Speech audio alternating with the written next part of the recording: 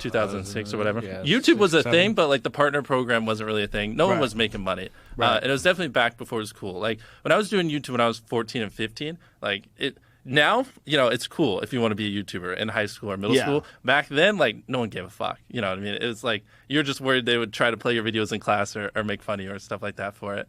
So, but how did it evolve to what it is now? Was it a vision? Was it a slow, sort of a gradual increase in numbers? And Yeah, I mean, it's about as slow as it gets. Like, when I was a young teenager, I was getting no views, had no money, had no equipment. And so, for the most part, it was just like, I was just trying to scrounge money so I could buy equipment because I was using my brother's old laptop. And so, like, my first couple hundred videos, I didn't have a microphone. Like, imagine just, like, crackly, terrible voice. And so once I got monetized, I saved up for a few months. Like I told you, I bought a microphone. I can just give you a mile high history. And I saved up for like 6 months. I mean, I was just doing video game videos, and they were terrible. But I saved up. I got a real computer. So now I could actually record the video game in high quality. I have a microphone. I'm like 15. And I just kept going and going. I'm trying to figure out like what are some of like the hot spots. Like essentially up until 18, I had been doing YouTube pretty religiously, but I was making no money. Like this is kind of the turning point was when I graduated from high school. And my whole life, I was like, I want to be making enough money by the time I graduated to do this full time. And I wasn't. I was still only making a couple $100 a month.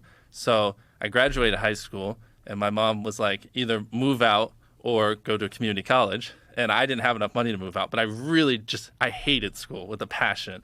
But she forced me to go to community college, and that was the worst thing ever. Like that made me hate life. Like borderline suicidal. I just can't stand like having to just sit there and listen to this dumb stuff and listen to some teacher read out a book. So what I did was I would act like I was going to community college, but I would just work on videos in my car and edit and stuff like that. I had straight zeros. And so now the clock had started because once my mom found out, I was screwed.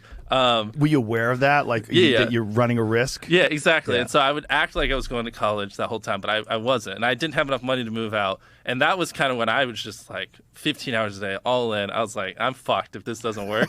And I had some videos pop off. I couldn't tell you which ones, but I had a month where I made 20 grand because I just had some videos just do really, really well.